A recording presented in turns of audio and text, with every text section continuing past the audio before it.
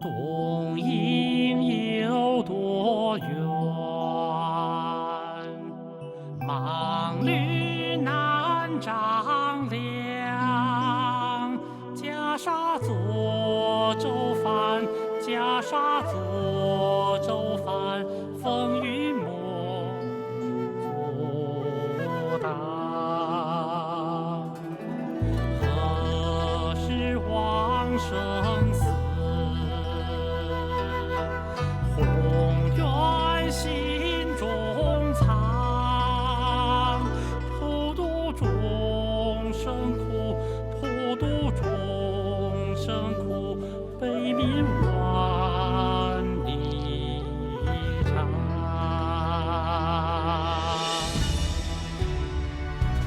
天苍苍，海茫茫，佛陀在北斗量。千机一动终无悔，人生只做一世又何妨？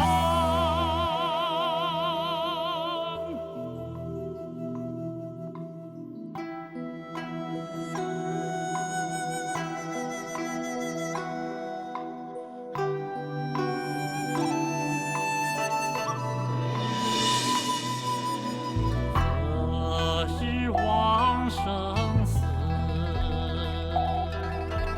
宏愿心中藏，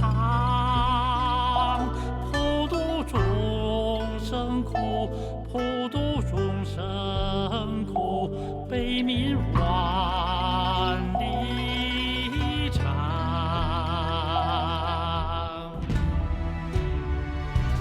天苍苍，海茫茫，佛陀在北斗量。千机一动终无悔，人生只做一世又何妨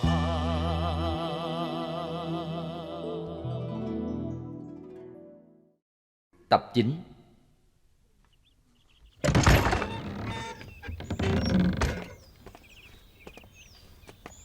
Hòa thượng, làm phiền rồi. A Di Đà Phật. Lão Nạp là trụ trì chùa này. Các hạ dẫn lính tới đây dây bổn tự, xin hỏi có chuyện gì vậy? Xin hòa thượng tha thứ, bổn quan muốn gặp giám chân đại hòa thượng ở Dương Châu.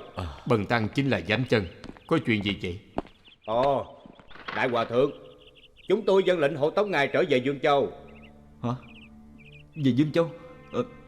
Tại sao vậy? Bần tăng dẫn chúng đệ tử dân du tứ phương giảng dạy truyền giới, làm nhiệm vụ của người con Phật. Vì sao phải trở về Dương Châu? Bổn quan chỉ thừa lệnh của đại nhân phòng phỏng vấn Giang Nam để làm việc. Còn những việc khác thì bổn quan không rõ lắm. Là áp giải à? Chuyện này trước khi trở về đến Dương Châu, xin hòa thượng hãy phối hợp cho. Sư phụ. Sư phụ. Sư phụ. Đi thôi.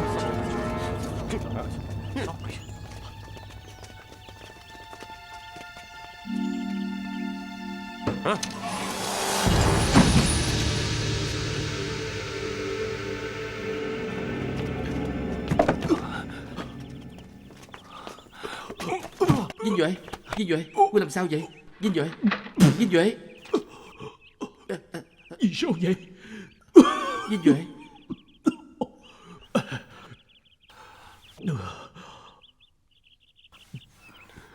Vì sao vậy? Đó là vì sao chứ?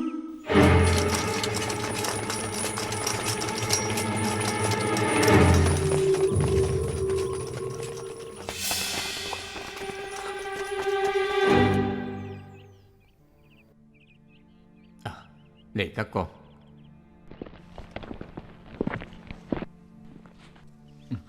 lần này chúng ta hành động vô cùng cẩn thận. Vì để tránh mọi người, chúng ta đã đi toàn đường núi. Vậy làm sao quan phủ lại biết được đường đi của chúng ta? Sai đội quân lớn đến bao vây, áp giải.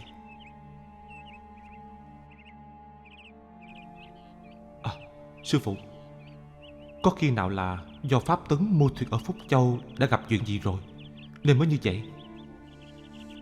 Ta nghĩ không phải.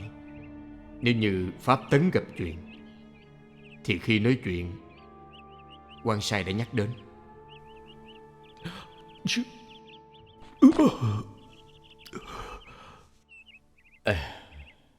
Quan sai không cho chúng con đi theo hòa thượng, kêu mọi người phải giải tán.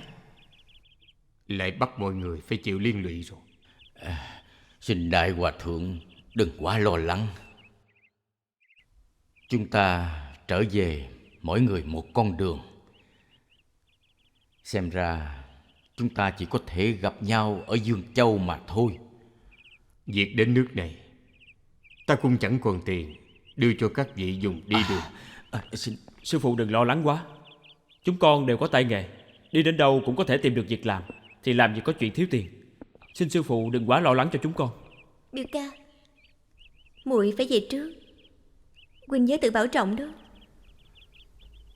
Yên tâm, mọi người đi đường cũng phải cẩn thận đó.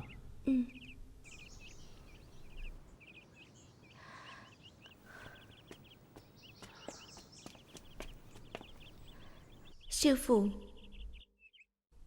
mong người hãy bảo trọng.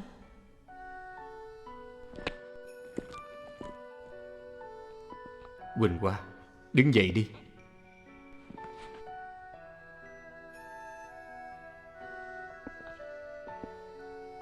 Không ngờ lần này lại thất bại nữa rồi. Người khác vất vả thì không sao, nhưng khiến cho con cũng phải vất vả theo. Bần tăng không đành lòng. Sư phụ, lần sau đi Đông Độ, Quỳnh Hoa dẫn theo ngài vượt qua biển lớn. Tốt. Mọi người đi đường cẩn thận. Đại hòa thượng nhớ bảo trọng.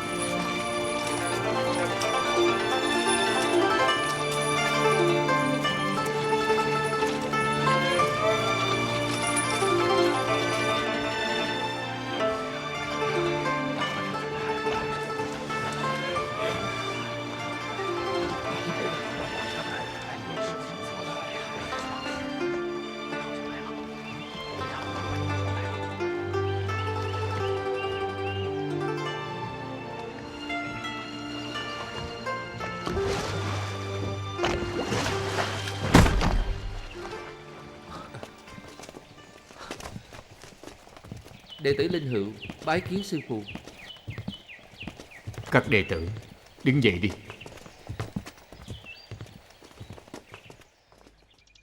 Từ khi sư phụ đi, đệ tử ngày đêm mong nhớ.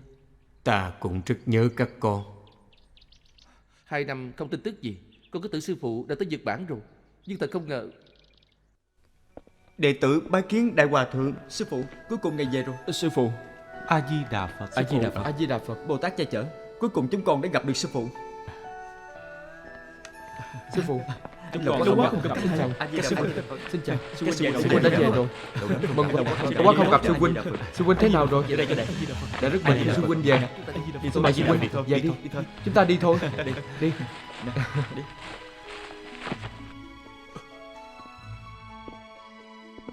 Hai năm trước, chúng ta đã xuất phát từ đây. Những người trên thuyền thập tử nhất sinh, qua nhiều nguy hiểm, nhưng không thể ngờ rằng là trở về nơi mà chúng ta đã xuất phát.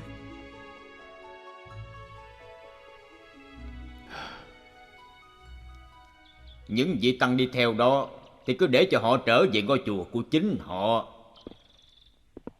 Tôi chỉ yêu cầu các thầy từ nay đối với đại hòa thượng phải trông coi cẩn thận hơn, không được để cho ngài mạo hiểm sang Nhật nữa, không được có bất cứ một khe hở nào. Vậy còn hai vị tăng người Nhật thì sao?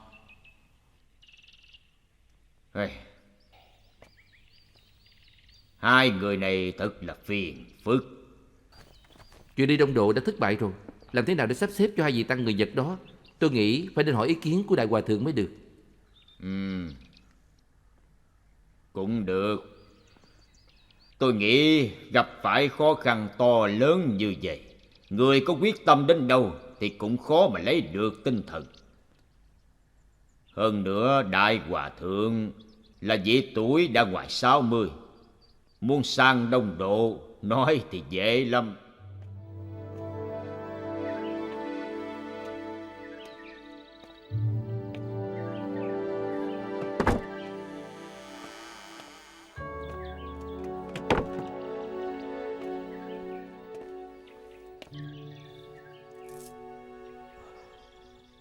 Đại hòa thượng. Chư tăng của chùa nào thì trở về chùa đó, tôi không có ý kiến gì. Nhưng mà Vinh Duệ và Phổ Chiếu tốt nhất là để họ sống bên tôi. Dạ.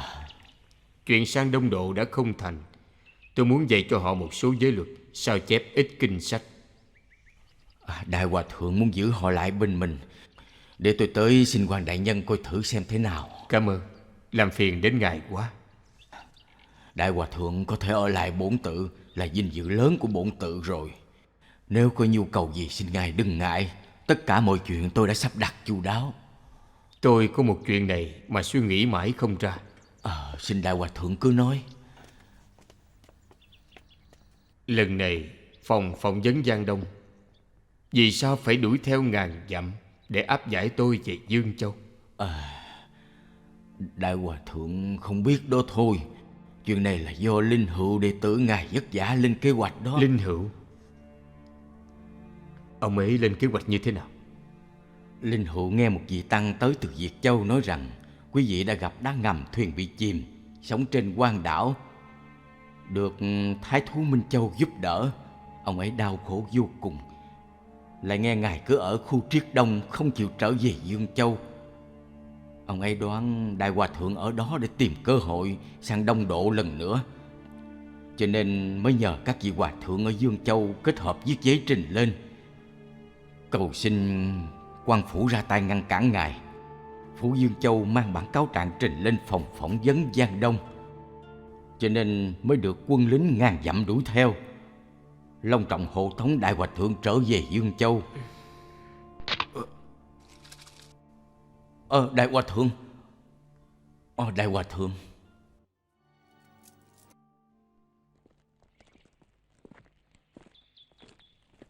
A Di Đà Phật. A Di Đà Phật. A Di Đà Phật. A Di Đà Phật. A Di Đà Phật. A Di Đà Phật.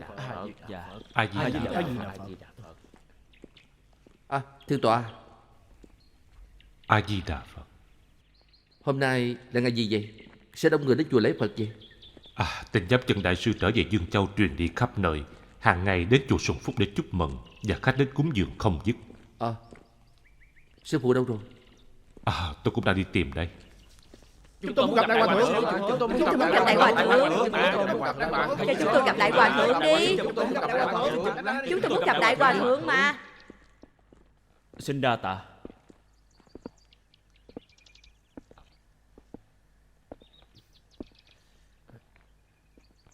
Đa tạ đại hòa thượng. Không có gì, mời đứng dậy. Thí chủ, khoan đã. Sư phụ, thí chủ Ta còn phải công phu. nhưng mà con giải thích thế nào cũng không được. Nếu họ không gặp được thầy, họ không chịu về. Mời đứng dậy đi. Đại hòa thượng đi đường vất vả, gặp nhiều khó khăn. So với 2 năm trước chúng con gặp ngài thì thấy ngài yếu đi nhiều. Sư phụ, sức khỏe của ngài thế nào ạ? Vẫn khỏe. Cảm ơn các vị thí chủ đã quan tâm. Dạ, Đệ tử Linh Hữu bái kiến sư phụ.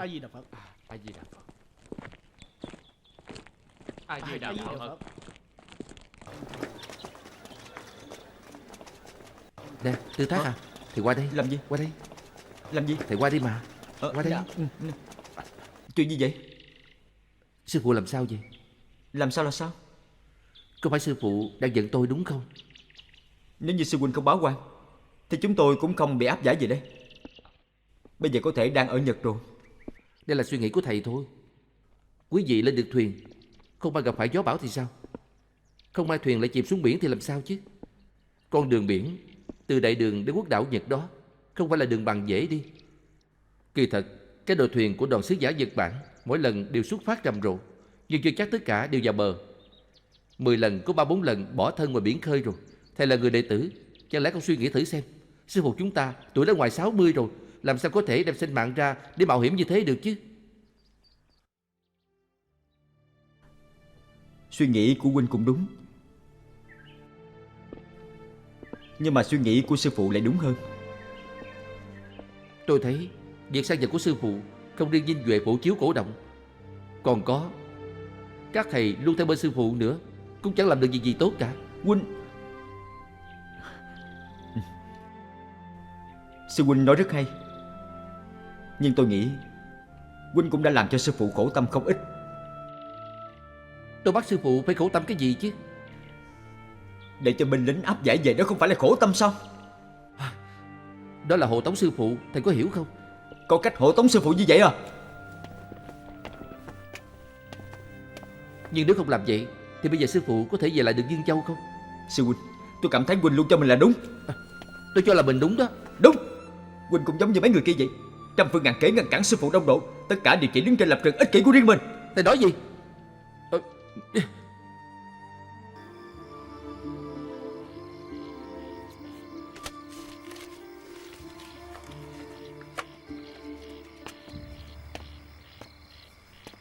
Sư phụ. Tụi con cũng đi nghỉ sớm đi.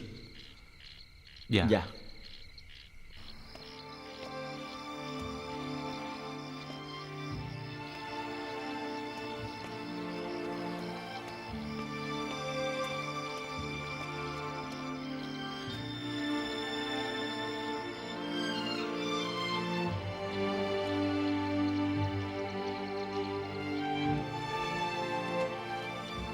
Sư phụ, con có chuyện muốn thưa.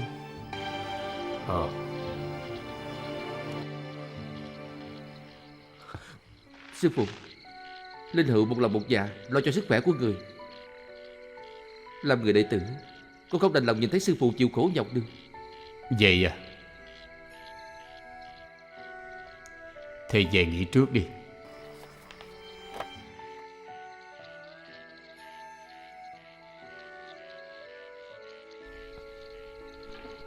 Sư huynh.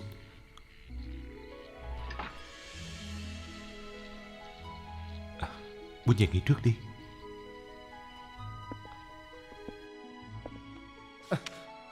Sư phụ, đệ tử Linh Hữu ngăn cản việc sang đông độ hoàng pháp của người, tội lỗi rất nặng, cứu xin sư phụ tha thứ.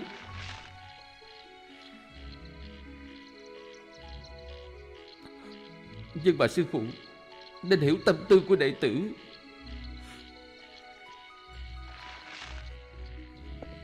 Đến Nhật Bản, Hoàng Dương Phật Pháp là rất quan trọng, nhưng ngài lớn tuổi rồi, sao có thể trèo đèo vượt suối băng qua biển lớn được chứ?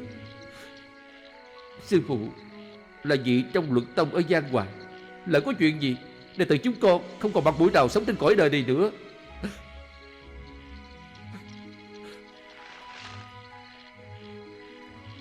Sư phụ, bất luận ngài giận đệ tử như thế nào, nhưng mà đệ tử theo sư phụ lâu năm như vậy rồi, hiểu được sư phụ có lòng từ bi vô bờ. Người bị hai vị ta người Nhật đó cổ động, nên nó không cần biết đến sự an nguy của bản thân mà đi vượt biển. Vì chúng sanh ở quốc đảo đó mà phải chịu nhiều đau khổ như vậy, không đáng đâu sư phụ à. Linh Hữu, Có đệ tử. càn khôn nhất thể, đại đạo vô tư, cương vực tuy thù, Phật tánh bất dị. Đạo lý này thầy có hiểu không? Thầy trở về suy nghĩ lại thử xem.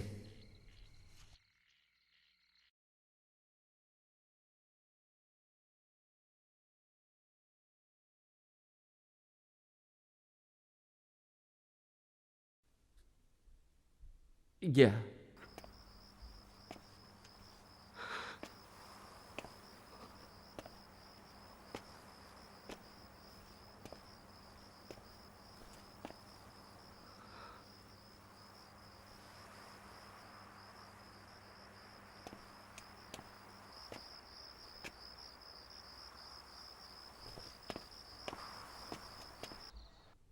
Từ khi giẫm chân Đại Hòa Thượng về ở chùa Sùng Phúc, hương quả chùa Sùng Phúc thịnh vượng từ trước chưa từng có. Thiện nam tín nữ tranh nhau đến lễ bái. Hòa Thượng gặp nạn lớn mà bất tử, thắp nhang chúc phúc cho ngài. Rất nhiều tự viện ở Nam Bắc Đại Giang cũng sai chư tăng đến hỏi thăm, mà còn mời ngài đến giảng dạy truyền giới. Còn những châu huyện nào nữa? Còn Thuận Châu, Thường Châu, Đài Châu, Tô Châu, Qua Châu, Tuyên Châu, Hoa Châu, và còn khoảng 10 ngôi chùa ở Giang Ninh cũng phái người đến. Tốt. Các ngài nhìn xem đây.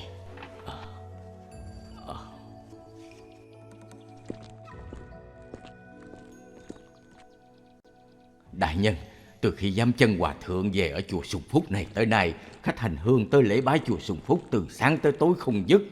Rất nhiều chư tăng ở những ngôi tự viện trong khu vực Nam Bắc Đại Giang đều tới, muốn mời Đại Hòa Thượng giảng dạy truyền giới, sôi nổi rầm rộ. Chúng tôi trông coi Đại Hòa Thượng càng ngày càng khó khăn rồi. Hành khách tạp nhạp, không may chư tăng người Nhật lại liên kết với giám chân Hòa Thượng, tự ý vượt biển. Quan phủ hỏi tội thì chúng tôi khó gánh vác nổi đâu.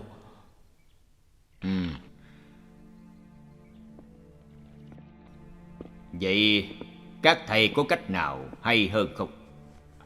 Đại nhân, tôi nghĩ tốt nhất là để cho Đại Hòa Thượng bí mật chuyển đến một ngôi chùa yên tĩnh, để tránh xa những tín đồ quá nhiệt tình đó. Bí mật chuyển đi thì được, nhưng mà ngoài việc không được đi quá xa, y thực ngủ nghỉ không được để cho Đại Hòa Thượng phải thiếu thốn. Dạ. Được. Dạ. Các thầy xem ngôi tự viện nào thích hợp hơn. Chùa Đại Minh yên tĩnh hơn. Ngày xưa giám chân đại sư cũng thường trú ở đó. Chỉ cần giữ bí mật, không cho người ngoài tới thăm viếng thì sẽ không có chuyện gì đâu. Được đó, nhưng mà phải cần thêm nhân viên canh gác, không cho phép bất cứ vị tăng nào đến gặp ngài, nhất là hai vị tăng người Nhật, để đề phòng bất trắc.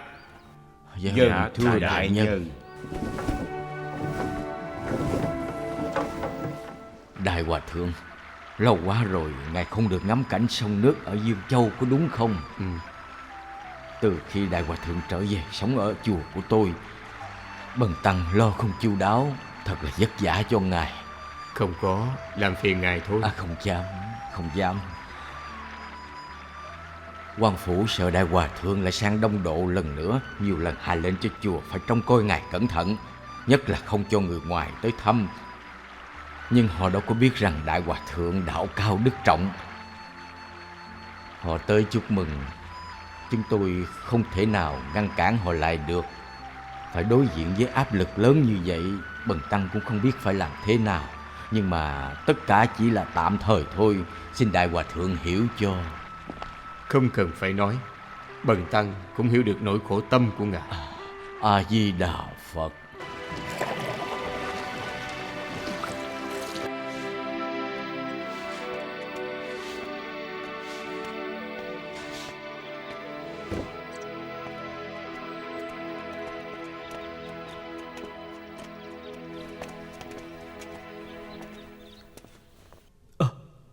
Xin hỏi giám chân hòa thượng có nhà không? Đại hòa thượng đi rồi, không còn ở đây nữa. Ngài đi đâu vậy? Tôi không biết được. Sư phụ đi từ khi nào? Đi cách đây 2 ngày. Vậy à? Ta đi.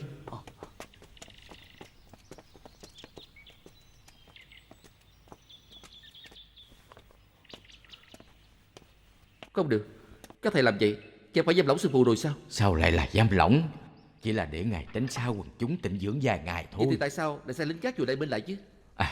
Đó là ý của quan phủ. Chúng tôi không còn cách nào hết. Ý quan phủ cái gì chứ? Rõ ràng là các ngài nhát gan, không dám nhận trách nhiệm. Hòa thượng Linh Hữu, thầy không được nói như vậy. Đề nghị quan phủ đưa về canh giữ nghiêm ngặt. Đó là ý của thầy mà. Sự việc tới nước này rồi, thầy không thể đổ tội lên đầu chúng tôi nữa. Nhưng mà tôi không hề kiên quyết thầy cấu kết cùng quan phủ bắt sư phụ giam lỏng lại. Thượng tọa Linh Hữu, sao thầy lại ăn nói như vậy chứ? Từ khi đại hòa thượng về đây, chùa Sùng Phúc ngày nào cũng đông khách, giống như là đi trễ hội vậy. Chúng tôi cũng chỉ là bảo vệ đại hòa thượng thôi.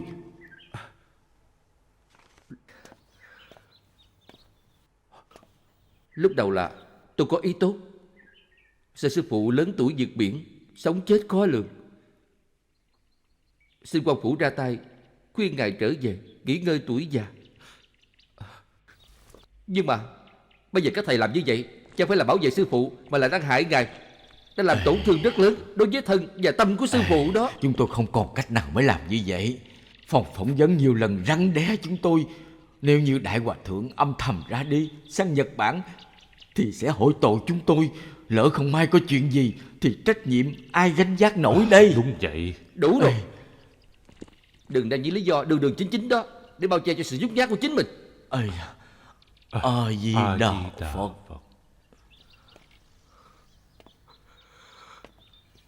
Chỉ trách Linh Hữu con đã suy nghĩ quá nông nổi, đã làm hại sư phụ rồi. Tôi đúng là tội nghiệp sâu dày mà.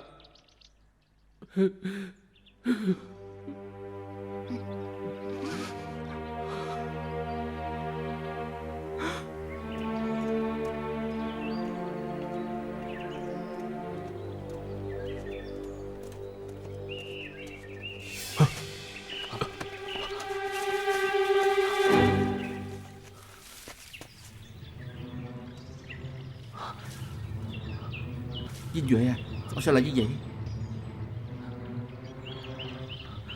2 lần trước họ đều ra tay với 2 người Nhật chúng ta, còn lần này lại trực tiếp ra tay với giám chân sư phụ. Vậy bây giờ chúng ta phải làm sao? Trong vào hai chúng ta mời sư phụ sẽ đông độ, sao mà khó khăn quá. Muốn thành tựu sự nghiệp lớn đâu phải là chuyện dễ. Nhưng mà bây giờ như vậy rồi, chúng ta còn có thể làm gì được đây? Chờ đợi. Tôi tin sư phụ không vì chuyện thất bại mà bỏ tâm nguyện sang đông độ. Ta đi.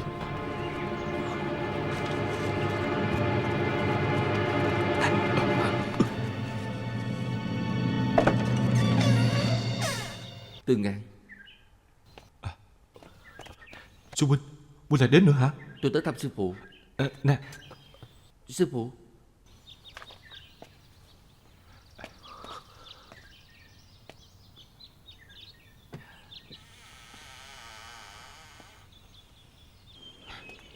Qua đây. Từ Ngạn, sư phụ không lấy Tướng huynh nữa à? Sư huynh à, không có đâu. Qua vài ngày sư phụ hết giận thì sẽ không có chuyện gì nữa đâu mà. Không có đâu. Chắc là sư phụ đang giận tôi.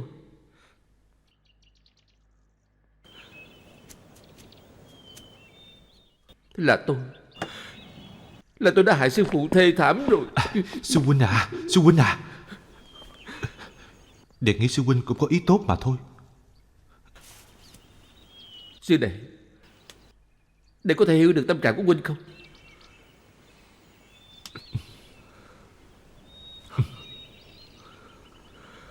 Huynh dự định là sẽ rước sư phụ trở về, nhưng mà núi cao vực thẳm, sợ sư phụ gặp nguy hiểm, không còn cách nào nên mới chọn cách đó. Mấy ngày nay thấy chư Tăng và Bà Tánh ở Dương Châu, vì sư phụ trở về lại Dương Châu mà họ thi nhau đến. Hằng ngày họ đến chùa sùng phúc, thắp nhang lễ bái, cúng dường, vô cùng tấp nập. Trong lòng của huynh vui mừng, không ngôn từ nào diễn tả được. Nhưng mà bây giờ huynh mới hiểu được trái với nguyện vọng, cho nên đã khiến cho sư phụ vô cùng đau khổ. Tường Ngạn, để nghĩ xem huynh phải làm sao đây?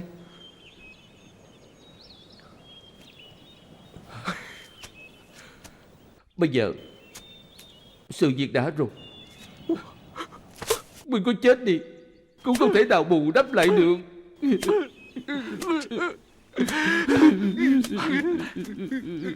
Sư huynh à,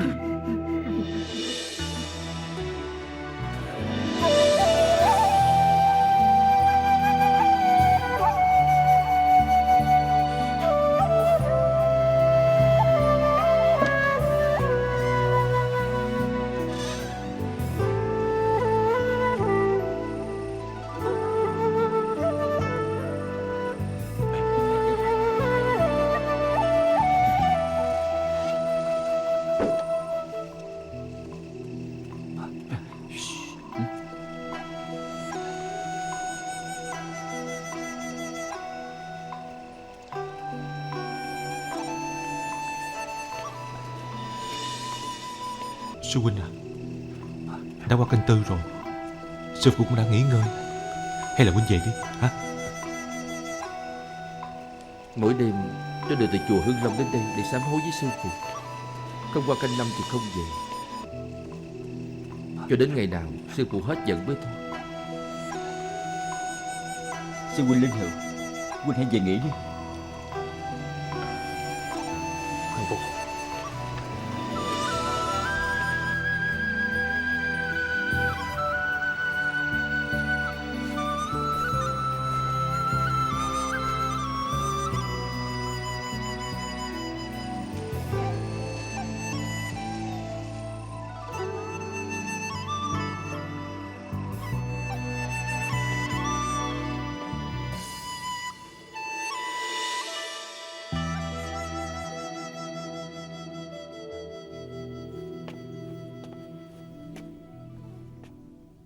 Thầy suy nghĩ gì vậy? Huynh có biết không, nếu như Trường Kỳ không thả lỏng thì chúng ta không có thể mà khởi hành được nữa. Thầy nói như vậy nghĩa là sao? Mấy ngày nay trở về Dương Châu, thấy tình cảm của tăng chúng đối với sư phụ và sự đề phòng của quan phủ đối với sư phụ đã khiến cho đệ hoài nghi hành động của chúng ta rồi. Rốt cuộc là thầy muốn nói cái gì? Có nên mời sư phụ sang Nhật Bản hay không chứ? Sao hả? Định rút quân rồi à? Không phải vậy. Đệ nghĩ rằng bậc hiền thiết là bảo bối quốc gia. Cho dù là chúng sanh hay là quan phủ của đại đường, họ đều không muốn cho sư phụ sang Nhật Bổn đâu. Chính vì sư phụ là một vị cao tăng hiếm có, chúng ta mới không hề tiếc thân mạng mời ngài đến Nhật Bản. Đệ thật sự không nhẫn tâm nhìn thấy sư phụ vì việc sang Nhật mà phải mạo hiểm lớn như vậy, chịu đựng đau khổ như vậy. Tôi cũng không nhẫn tâm. Nhưng mà vì chúng sanh của Nhật Bản, chúng ta chỉ có thể tiến tới, không được rút lui.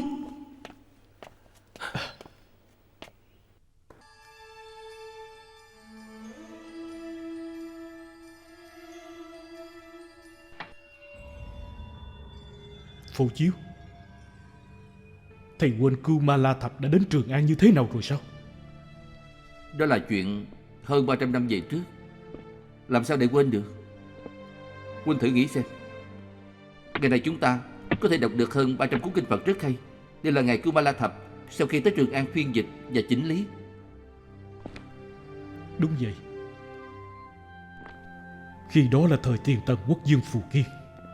Nghe nói cao tăng Kumala Thập ở Tây Dực tinh thông Phật Pháp, là tông sư của các học giả, bèn bằng lòng với sự thỉnh cầu xuất binh của Thiện Thiện Quốc, phái đi 7 vạn đại binh đánh Tây, đánh bại hai nước Quy Tư và Ô Kỳ, cung thỉnh Kumala Thập trở về Đông Thủ.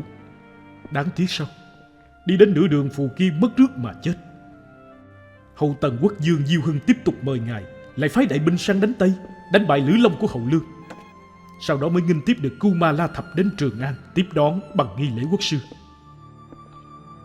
Thầy nghĩ thử coi, vào thời đó, vì để có được vị đạo cao đức trọng, trí huệ vĩ đại đến giúp đỡ trong việc trị vì quốc gia, trước sau vì hai vị quốc vương đã phái đi 10 mấy vạn đại binh 2 lần đánh Tây. Trải qua 11 năm mới hoàn thành được tâm nguyện. Khi phách đó thầy thấy sao? Chúng ta chỉ là hai vị tăng thôi, trước mắt phải đối mặt với biển cả mênh mông. Phải. Chúng ta không có quyền thế, không có binh lính, nhưng mà chúng ta vì đất nước, vì chúng sanh, công đức đón rước cao tăng cũng giống nhau thôi. Phổ Chiếu à, sau này đệ đừng bao giờ nói những lời kém cỏi như vậy nữa, biết chưa?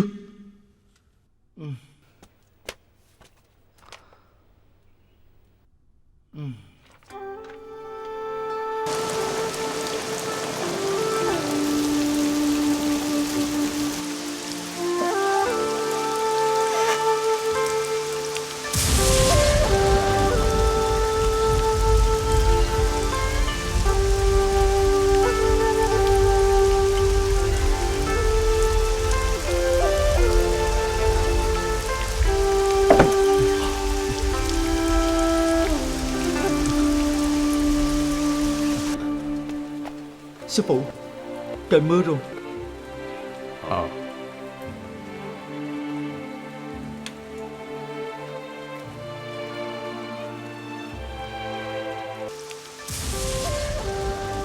Trừ Thác, Có con. khuyên Linh Hữu về đi. Sư phụ, xin người ta thứ cho sư huynh Linh Hữu. Đêm nào huynh ấy cũng từ chùa Long Hưng đến đây, quỳ ngoài cửa phòng sư phụ sám hối, từ canh 1 cho đến canh 5. Đã hơn 30 ngày rồi.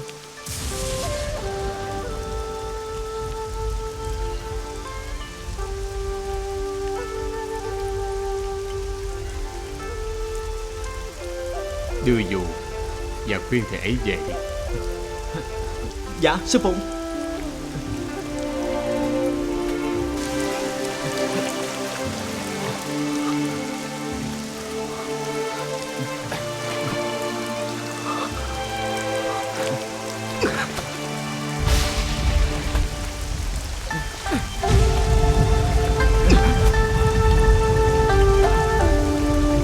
Đây là của sư phụ Châu huynh.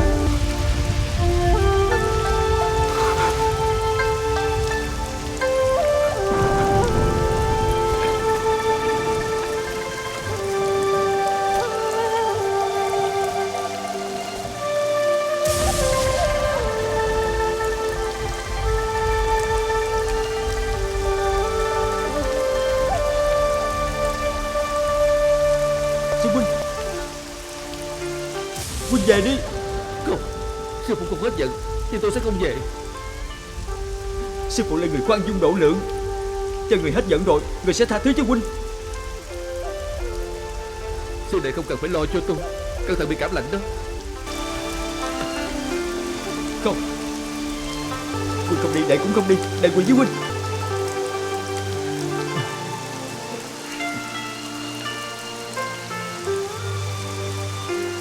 Chú Đệ,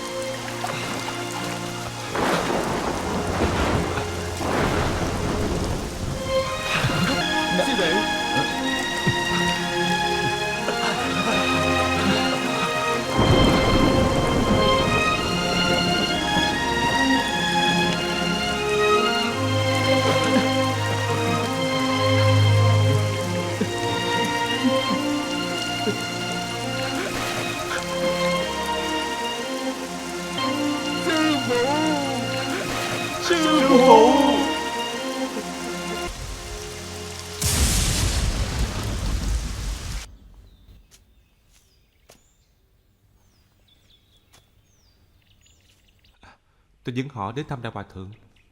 Vào đây. Được, xin mời.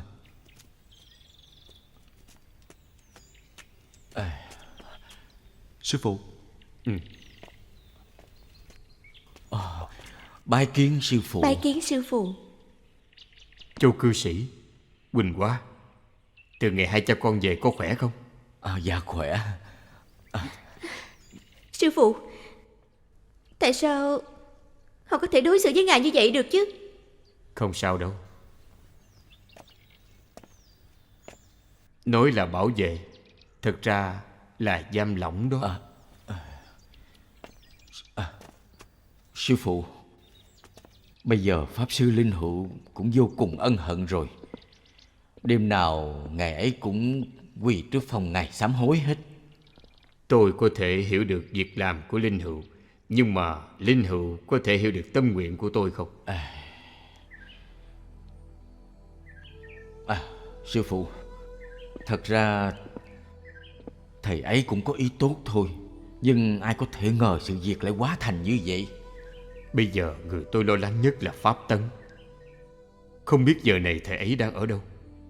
Có thể thầy ấy đã mua xong thuyền, chuẩn bị xong lương thực rồi, vẫn đang chờ đợi chúng ta đến Phúc Châu. Còn chúng ta thì lại đang sống ở Dương Châu này.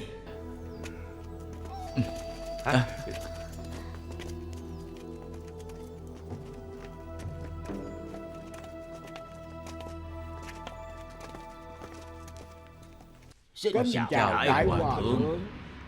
Linh Hữu đã nhận lỗi lầm rồi. Đại Hòa Thượng khoan dung độ lượng, xin tha thứ cho thầy ấy. Có điều Đại Hòa Thượng không biết đó thôi. Ngài đi khỏi Dương Châu mấy năm nay, ân tình mà Linh Hữu thương nhớ ngài chúng tôi đều biết cả. Đúng đó sư phụ. Chuyện của Linh Hữu không cần nói ra ở đây. Tôi có một việc muốn nhờ các thầy giúp đỡ. Xin Đại Hòa Thượng cứ nói.